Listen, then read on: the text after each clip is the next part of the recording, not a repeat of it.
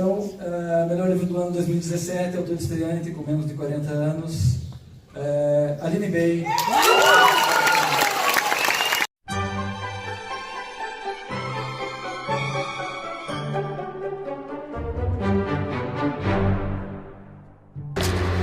Hoje estamos aqui, depois da mesa dos cursos finais do Prêmio São Paulo de Literatura, vamos entrevistar a Aline B. Eu e a Luana da Abstração Coletiva.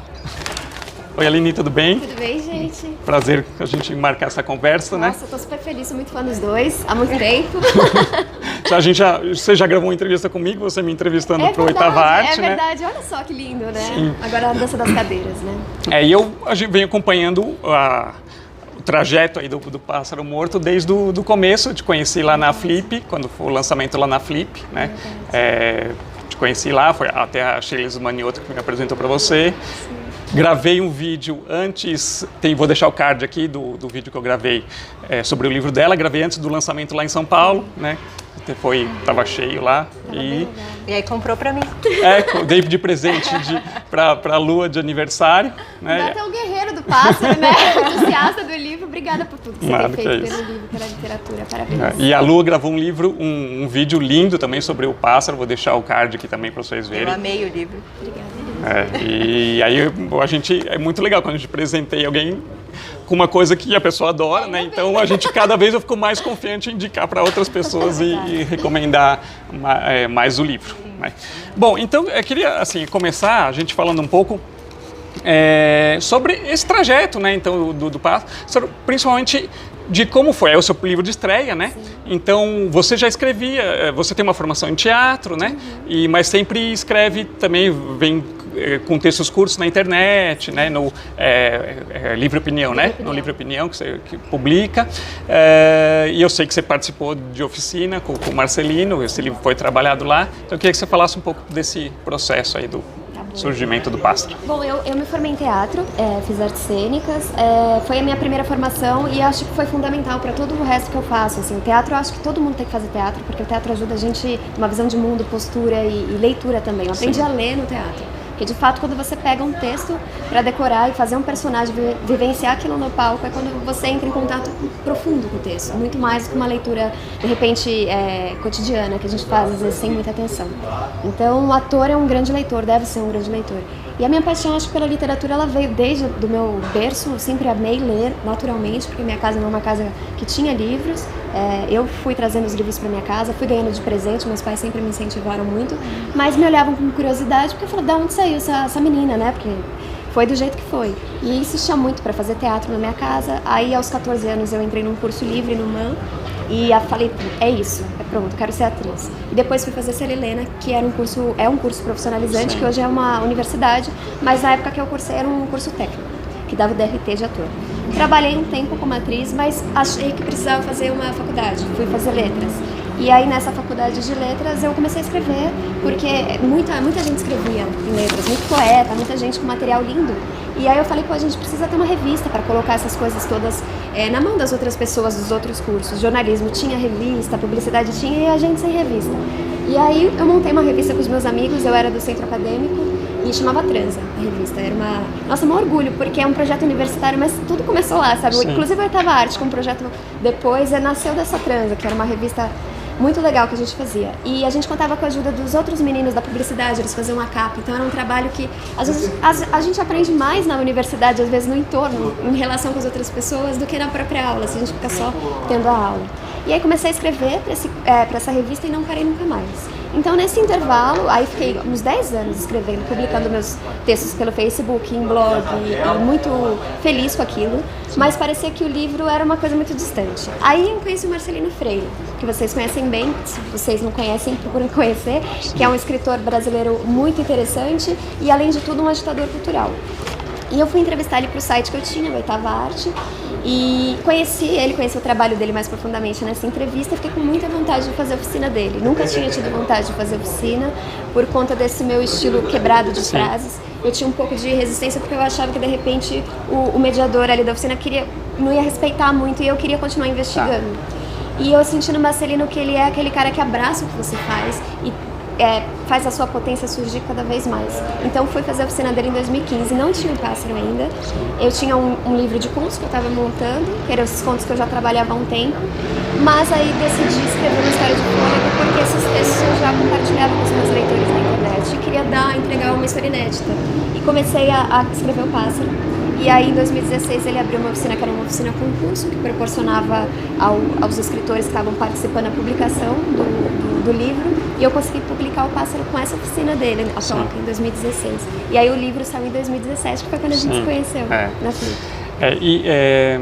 Interessante, assim, porque isso é uma coisa que eu vejo muita gente falando, que tem medo de fazer oficina literária, de medo que o professor vai desvirtuar o seu texto, que você vai acabar escrevendo parecido com ele, que ele vai querendo mexer no seu jeito de escrever, né?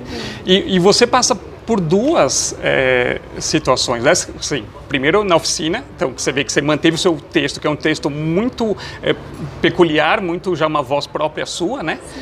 E você passa pela mão de uma editora que aceita a publicar uma coisa nesse estilo, né? Eu estava ontem com o Felipe Franco Munhoz, muito seu amigo, e que também tem um livro, né, completamente experimental, Identidades, publicado pela mesma editora, pela Simone Paulino, e que ele falou, olha, a Simone não mexeu nada no meu texto. E ele falou que acha que no seu também não. Né? Nada. Então... A Simone é uma coragem, assim, ela é muito corajosa, porque ela tem uma editora que ela poderia escolher publicar, ela podia escolher uma linha editorial mais tradicional. Sim. E não, ela escolhe os autores que têm uma investigação mais experimental mesmo. E eu acho que a gente tem que apoiar tudo, assim. Claro. A gente tem que apoiar o que o autor está a fim de fazer. E claro, com reserva. Se você é mais experiente, se você puder dar uma trilha, mas ela é muito respeitosa com a tua voz. E o Marcelino também. Porque eu acho que um autor, ele se faz com o tempo.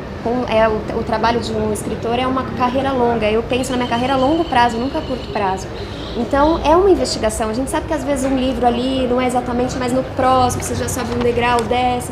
Essa investigação, essa muito sadia e ela é importante de acontecer para que surjam novas vozes. Para que a gente, né, não tenham só escritores que são muito parecidos um com o outro, que surjam novas obras de arte, porque é isso que a gente precisa, né? Você falou antes sobre a questão da forma, como que você já vai pensando o texto, e isso me chamou muito a atenção quando eu peguei o livro. Assim, eu acho que o primeiro impacto que a gente tem com o Peso do Pássaro é justamente isso, como ele é um objeto físico mesmo, né? Ele é muito pensado a questão dos espaçamentos de linhas, né, de páginas, a questão da diagramação. Então eu tinha muito essa curiosidade de saber se, enquanto você criava a história, você já estava visualizando isso, essa página, esse texto, ou se é uma coisa pós, se você depois de escrever você vai criando esse estilo. Na verdade, esse estilo de dizer não nasceu com o pássaro, é uma investigação que já vem anterior a ele. Quando eu comecei a escrever, eu achava que eu era poeta, e aí porque eu gosto muito de poesia, eu leio muita poesia, e aí eu comecei a escrever dessa forma e fui percebendo que o meu texto não era poesia, que era prosa. Mas que a gente pode pegar certas coisas da poesia, certas técnicas, que a gente pode trazer para a prosa e ajuda a criar uma história, a contar uma história, principalmente no meu caso. Isso é bem pessoal, assim. Porque eu até já falei isso uma vez numa entrevista. Eu acho que alguns autores, apesar de escrever aquele blocão inteiro na página, ele consegue oferecer silêncios para o leitor ali, cheio de palavras. Eu não consigo. Para eu oferecer silêncio para o leitor, eu preciso da página também me ajudando a contar. E aí, nesse sentido, eu também penso a página como um palco, porque eu tive esse trabalho de atriz e quando eu ia decorar meus textos, às vezes quando você tem um texto longo para dizer como ator, chama bife. E aí você tem aquele bifão para falar e você não é tudo a mesma coisa. Então você tem que dividir, quebrar em respiração, recortar. Quando eu escrever para decorar, eu escrevia em momentos diferentes, porque não era... Então, assim, esse acabamento que o ator dá na voz, no corpo, no palco, eu queria, de alguma forma, tentar trazer para a palavra, para o livro, como um experimento estético do livro que tivesse um pouco do teatro também. É um absurdo, é super difícil, é muito improvável, mas é uma inquietação muito minha. E quando eu fui fazer a oficina com o Marcelino, ele me apoiou muito, e ter esse apoio de uma pessoa tão experiente e tal, e ele falou, não, segue a sua investigação, que é genuína, é uma investigação muito sua, me deu também a força para seguir, porque às vezes eu pensava, mas será que, gente, é muito maluco da minha parte, eu também não quero ser arrogante, sabe? Eu não tô contente com a forma, não é isso, é o meu jeito de dizer. Eu quero descobrir o melhor jeito para eu contar uma história de forma sensorial, entendeu? E soa muito autêntico, assim. A impressão que eu tinha lendo era justamente que era muito orgânico. né? Que aquilo era realmente a melhor forma de se contar essa história. Então a forma e o conteúdo, para mim, eles se casam muito bem, assim, no texto do Pássaro. Eu acho isso que é assim que tem que ser, eu acho. É interessante saber que esse seu estilo já surgiu há bastante tempo e que você usa ele até nas entrevistas que você faz no Oitava Arte, você escreve dessa maneira, né? Porque um pouco antes de ler seu livro, eu tinha lido o livro do David Foekino sobre a Charlotte Salomão, né? A pintora. E aí eu lembro que quando eu vi no seu Facebook tinha até uma pintura dela lá. Então, no momento, quando eu estava naquele momento, eu tinha achado que, poxa, você tinha pegado alguma coisa dali, uma influência dali, né? Apesar de eu achar de você ir muito além dele, porque o texto dele são frases curtas. É uma frase, uma frase isso, uma frase abaixo da outra. O seu não, você brinca até dentro da própria frase, quebrando a frase. E eu acho que vem muito disso do teatro mesmo, né? e da respiração até do ator. E tanto que assim, eu adoro ouvir quando você vai ler, eu já vi várias vezes você lendo trechos do seu livro, e é muito legal, porque fica muito natural e faz todo sentido, né? É muito orgânico mesmo, Mas é engraçado que o livro da Charlotte eu li depois do Pássaro, o Pássaro já publicado. Eu até já escrevi um texto sobre, porque eu estava na livraria, e eu estava acompanhando meu namorado que está ali do lado, e ele estava trocando o livro de Natal, livraria lotada, então eu sentei no sofá e falei, eu não quero gastar dinheiro, eu não quero comprar nada, sentei no sofá. E a Charlotte tem uma pintura, quem não conhece o livro pode dar um Google, tem uma pintura belíssima, um autorretrato dela na capa. Eu ponho a capa livro, aqui pra vocês verem. que é linda. E ela ficou me olhando, e eu no sofá, e ela me olhando assim, né, de lado. Falei, meu Deus, que pintura é essa? Que livro é esse? Eu fui lá. E aí quando eu abri, eu li atrás primeiro, que era um romance. E quando eu abri e vi que as frases eram ponto 10, ponto 10. Falei, meu Deus, é um romance também cortado. Eu fiquei tão feliz. E aí eu comprei, e a história é a história dela como pintora da Segunda Guerra e tal. Uma história fortíssima, muito bonita. Além do trabalho dela como pintora ser uma coisa que me pegou profundamente, o escritor é foda. Então, assim, o livro me chamou, sabe? Mas foi depois, não foi antes. E é uma voz tão sua, já tão particular, né?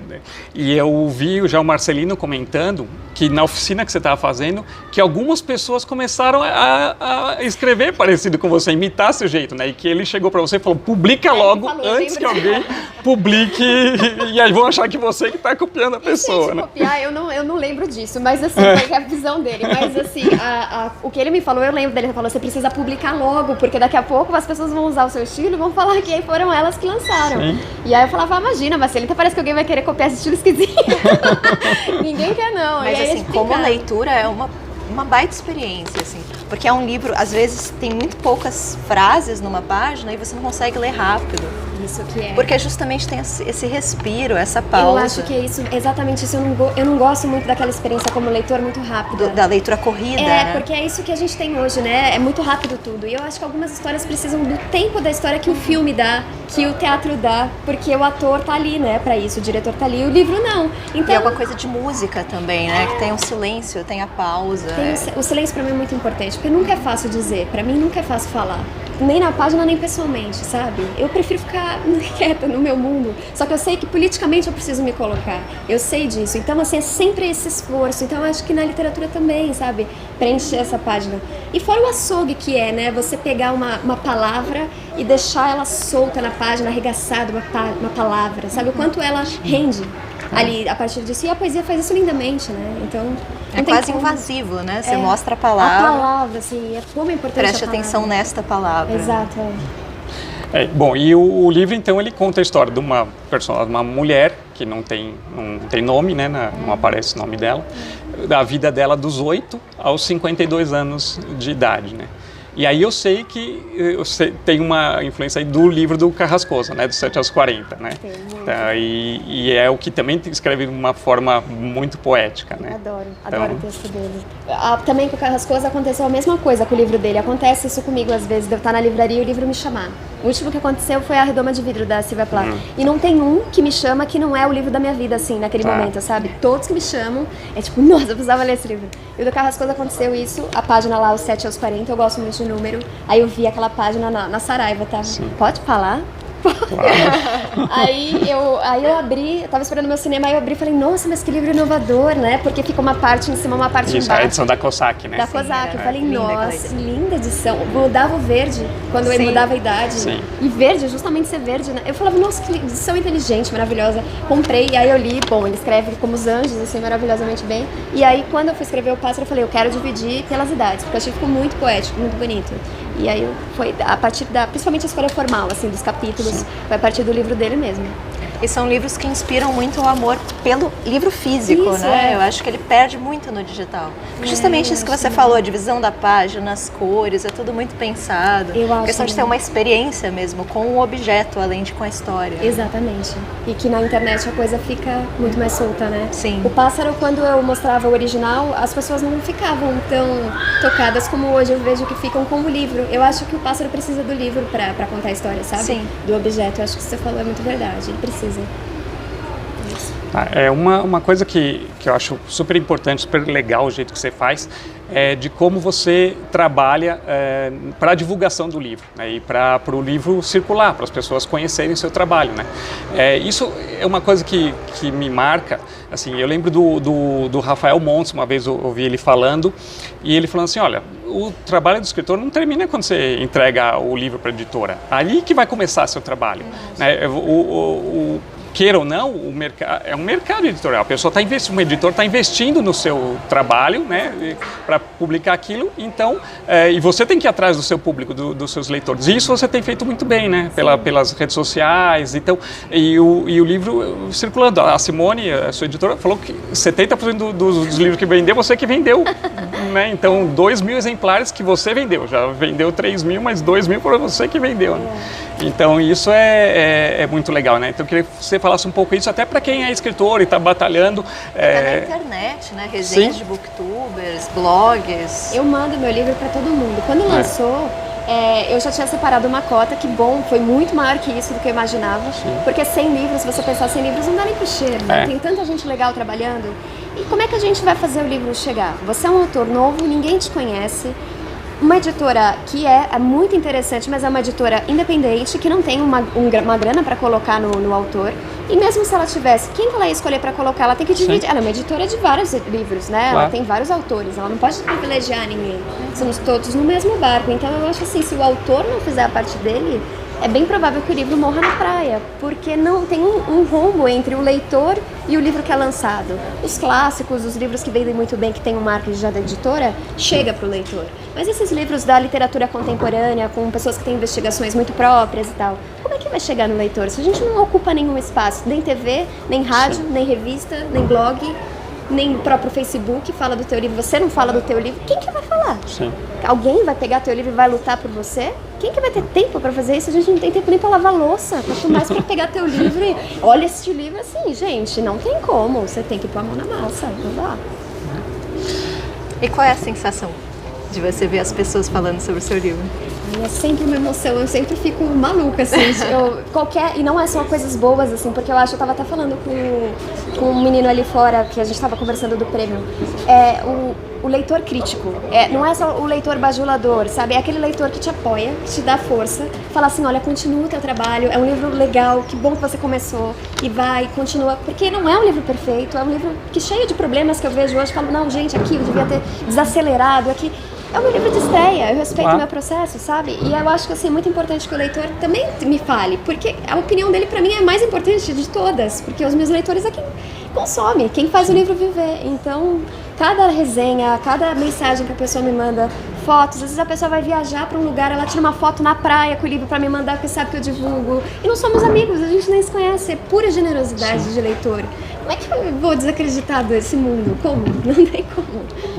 Tem gente muito legal por aí, sabe? E justamente assim, porque o livro ele bate de uma forma diferente em cada pessoa, né? Como você falou, você vê o livro na livraria e aquele passa a ser o livro da sua vida naquele momento. Então, você pega leitores, cada um com uma história de vida e num momento da vida. E aí você vê como aquilo que você escreveu bate nas pessoas de cada forma, é um negócio impressionante. Porque eu sou leitora, eu sei como é. Eu também me encanto pelos livros. Então, assim, você tem essa companhia de livro que só o livro pode te dar. Tem certas companhias que só o livro te dá. Que é esse silêncio, assim, que você lê aquilo e fala, sou eu, isso aqui sou eu, só eu sei que eu sou assim. Aí você lê na página, eu quero escrever a frase da tua vida ali. E você não conhece o cara. Isso é a coisa mais forte que tem, uma companhia. Eu lembro quando devia ter uns 12 anos, e eu lembro que eu peguei era um poema do Carlos Drummond, que eu tinha achado lindo, e eu dei pro meu padrasto ler. E meu padrasto leu aquilo e começou a chorar. E naquele momento, eu fico até arrepiado, porque naquele momento eu percebi o poder da literatura, né? O que a literatura pode fazer com uma pessoa. Eu descobri ali, nossa, então escrever uma coisa pode fazer isso com uma pessoa? Aí eu pensei, é isso que eu quero. Eu quero fazer isso. Eu quero um dia conseguir trazer essa emoção para as pessoas, né? Então é isso que é muito legal, esse contato. Porque que nem a gente estava acabando de vir na mesa aí e com o escritor falando, não, eu não quero saber do público. Não. E sendo que eu acho que a coisa mais mágica é isso, é essa interação, é essa proximidade, como a literatura, o livro, ele é só um caminho para te ligar com outras pessoas. É um jeito de se conectar e que às vezes a gente falando, a gente não consegue. No livro tem, né, uma passagem dessa que a personagem criança, ela perde a amiga e ela começa a tentar escrever as coisas para se comunicar. E ela percebe que tem coisas que só saem da gente por escrito, né? Sim. E como é importante escrever, porque falando é tão... A palavra, ela some com todo o resto, o nosso gestual e toda a emoção de estar presente com as outras pessoas. Eu sempre falo muita bobagem, eu nunca falo o que eu quero dizer. Eu sempre fico muito... assim, na página a gente tem aquele silêncio que a gente precisa para dizer o que a gente de fato quer dizer. E aí ser lido. Sim. Não tem, gente. É a coisa mais linda que tem. Eu sou apaixonada por essa relação. Em relação à minha experiência, me pegou muito o protagonismo feminino. Você ter uma mulher e você repensar todos esses pequenos traumas, pequenos ou grandes traumas que acontecem e que, enfim, vão destruindo a gente um pouquinho, mas como alguns traumas eles são especificamente femininos. Né? Eu acho que aqui tem algumas coisas em relação a, por exemplo, violência contra a mulher e, enfim, são coisas que pegam muito na gente, exatamente. E é maravilhoso ter esse protagonismo feminino que nem sempre é tão comum ou tão valorizado. Verdade. Eu acho importante também nós, mulheres escritoras, contarmos as nossas histórias. Sim. E isso, eu escuto muitas mulheres falando sobre isso, como é importante a gente se apropriar da nossa história e contar, porque às vezes a nossa história está sendo contada pelos homens. Sim. Como os negros, a história está sendo contada pelos brancos. Não, mas peraí, tudo bem, todo mundo pode escrever sobre tudo, mas a importância política da gente pegar nossa história na mão e contar. Então, é esse exercício, como eu disse pra vocês, não é fácil pra mim estar aqui, não é fácil. Eu preferia ficar lendo, quietinha, sabe? Assim, mas é político, a gente precisa falar, a gente precisa escrever, a gente precisa estar nos lugares. Ocupar os espaços, esses espaços, por mais difícil que seja, assim. Sim. Bom, eu queria falar um pouco, assim, perguntar para você, a gente está falando de literatura brasileira contemporânea, falar o que você tem lido disso, o que você recomenda, o que te marcou ultimamente, algum eu vou colega. falar de duas mulheres, vou falar de outras também, mas vou falar de duas mulheres que estão na final de prêmios importantes. Sim. A Cristina Judá, que está com 8 do 8, 7, que é um livro interessantíssimo, que ela pega, são 4 personagens, ela pega a cidade, ela pega Roma e faz uma personagem, uma velha senhora. Isso é tão foda, isso assim, é o último capítulo e é uma coisa tão gigantesca que ela fez, porque é Roma, sabe assim, o livro foi assim, então assim, ela é maravilhosa, estava aqui com a gente agora. A Gisele Mirabai escreveu um livro incrível que está na final do Jabuti, com a Cristina Judá também, que é o Machamba, que é um livraço também que fala sobre perdas, tem muito ponto de encontro com o pássaro, que é uma menina que é da cidade rural e que ela viaja o mundo e depois ela volta pro lugar de onde ela nasceu para descobrir coisas, um livro sobre perda, de uma linguagem poética lindíssima, são 2 autoras que eu gosto muito. Bom, sempre nessa hora da lista eu esqueço tudo, mas calma, eu vou... Bom, só então aproveitar, o Machamba, eu gravei vídeo sobre o livro e entrevistei a Gisele também. Você entrevistou? Então foi a minha primeira entrevista, foi tem com a meu Gisele. amigo Felipe Franco Munhoz, que lançou Identidades, que é um livro ousadíssimo. É um livro assim, pra você ler, você precisa ou ser ousado também, porque o livro ele exige de você muitas coisas, é um livro desafiador, muito interessante, publicado pela Nós. Gravei vídeo sobre ele, ainda não foi no ar, mas logo tá aqui no ar. Tem um outro livro que a Nós publicou também, que chama Madalena.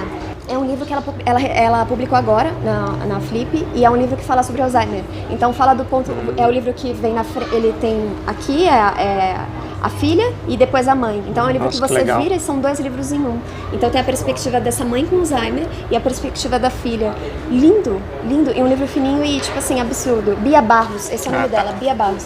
É muito boa. O que mais? Tem muita coisa, mas muita coisa mesmo é que a gente esquece. Já são dicas maravilhosas, já que você deu, tá ótimo. Então posso falar um? Claro. Tem um que eu li agora que chama Luiz Vilela, que eu não conhecia, que é um autor brasileiro, mineiro, vivo, um senhor. Eu gosto muito. Ele é um mestre do diálogo. E assim, eu tava em Maceió com uma amiga minha, ela falou, lê esse cara. Eu fui ler, meu Deus do céu, assim, ele é muito simples pra dizer na página, mas ele faz assim cada história e só em diálogo, muitas coisas, a maioria em diálogo. É mestre. Tem que ler, Luiz Vilela. Acho que tá bom. Tá ótimo. Bom, então eu queria só te perguntar, eu sei que você já está escrevendo alguma coisa, tem próximo projeto por aí, o que você pode... eu estou escrevendo o meu segundo romance, é um romance também, porque eu acho que é uma boa forma pro meu estilo, para eu usar, para testar esse fôlego de contar uma história mais longa. Eu já sei o que eu quero com ele, mas eu não quero contar, porque se eu mudar de ideia, aí depois fica aquele compromisso, mas você não ia escrever um livro sobre laranjas, então. Aí mudei, então assim, eu tô no processo, né? Mas o interessante é a gente saber que você já está escrevendo mais coisas, porque a gente fica louco para ler. E também, assim, se quiser me ler, toda sexta-feira eu publico no Livro Opinião, eu publico o texto lá no meu Facebook, então pode ler, são textos curtinhos que às vezes vai dando uma... Vou deixar o link do Livro Opinião aqui na descrição do vídeo. E o Jorge também é um ótimo escritor, que é o dono do site, tem o Somos Mais Limpos pela Manhã, que ele foi finalista do Jabuti ano passado, é um livraço também de contos. Bom, eu nunca fiz essa entrevista, mas eu acho tão bonito você lendo, que eu pedi para você escolher um trecho para você ler. Deu ano novo e eu mudei de escola. Meus pais discutiram sobre, pensando que era melhor eu ter menos estímulos de Carla, e no colégio antigo quase tudo me lembrava ela. O colégio novo era uma selva. Que pequeno pátio. Eu não gostava de basquete e tive que jogar para não tirar 0. Me acostumei a ser a última escolhida pelos times porque eu não era boa e achava justo. Começaram também a me dizer, você não é bonita. E pra Ana diziam, você é bonita. Teve uma vez que eu fiquei no espelho olhando a minha cara e a Ana na pia do lado, olhando a dela. Eram caras muito parecidas. 2 olhos no mesmo lugar, cabelo na cabeça, dentes. A Ana dizia, vamos? E as pessoas iam. Eu quase nunca usava plural fora de casa. Comecei a pensar que quem sabe eu poderia ser mais como a Ana e comprei um tênis igual. Todo mundo reparou. Riram do meu pé dizendo, é cópia. Riram muito do meu pé me apontando dedos. Fizeram uma roda em volta de mim. Eles giravam gritando, é cópia, gritando, é feia. Pensei que morreria igual a Carla. Será que aquilo era morrer? Minha calça ficou molhada. Calça cinza de moletom virando escura. Comecei a ouvir risadas mais altas e ela se mijou! Muito alto. Fechei os olhos e senti o perfume da professora puxando a minha mão. Pedi o chega. E de som no pátio ficou só o eco dos passarinhos e alguns pés das crianças voltando para a aula sem saber o que tinha acontecido porque não tinham visto. A professora me levou para a sala dos professores que eu nunca entrei. Estava vazia. Era grande, com uma mesa parecendo de jantar e garrafa térmica. Pedi café, por favor. Ela disse que isso não era bebida de criança, mas hoje tudo bem. E me deu. Queimei a língua que morreu até de noite. Enquanto a professora me abraçava, me trocava a calça, na mochila tinha outra, e abria a boca com batom para dizer umas coisas que eu não entendia, mas pareciam boas. Chorei de saudade da Carla, minha menina intacta, que sempre soube fazer do medo um pó de risada nossa. Bom, então como a gente sabe que você tem divulgado bastante o livro, queria que você falasse para as pessoas que quiserem comprar o livro, qual que é a melhor forma de entrar em contato com você para até conseguir o livro autografado. Bom, pode me procurar pelas redes sociais, aqui está meu nome, Aline Bey, é assim que se escreve, Bey, no Facebook e no Instagram, pode me mandar uma mensagem privada que eu respondo todo mundo e a gente conversa como o melhor jeito de enviar, enfim, é super acessível e eu envio com dedicatória. Tá, jóia. E aí eu queria aproveitar, então eu tenho um exemplar sobrando do Peso do Pássaro Morto e aí então vou fazer um sorteio para o pessoal do canal, Maravilha. Então vou pedir para a Aline já autografar ele, então quem ganhar o livro já ganha autografado. Para participar do sorteio, vamos fazer aqui pelos comentários mesmo, é só dizer que quer participar e aí todo mundo que comentar está participando. Isso aí, obrigada, gente. Então foi muito legal, adorei a entrevista. Eu que adorei, obrigada. É sempre muito bom falar com você. Obrigada, gente, até. E queria agradecer a presença da Lua, que me fazendo companhia aqui, e a gente... que quando eu vi o vídeo que você fez do livro dela, eu falei, não, a Lua tem que participar junto. Foi um dos vídeos mais bonitos que eu vi, muito lindo. Obrigada. Então, espero que vocês tenham gostado e a gente se vê no próximo vídeo. Um abraço. Tchau, gente.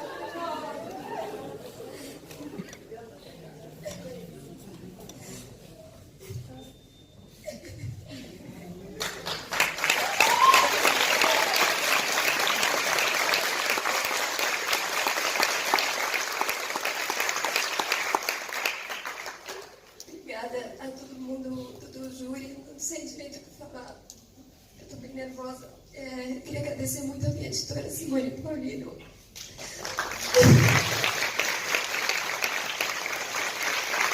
Sempre editor do meu livro. E o Marcelino Freire, que não está aqui, mas que me ajudou muito, muito nessa caminhada. E a minha família que está ali em cima. Eu amo muito vocês. E, gente, a gente tem que estar com um livro na mão, não com água. Livro é livro, literatura salva, e a gente sabe o quanto me salvou. Obrigada.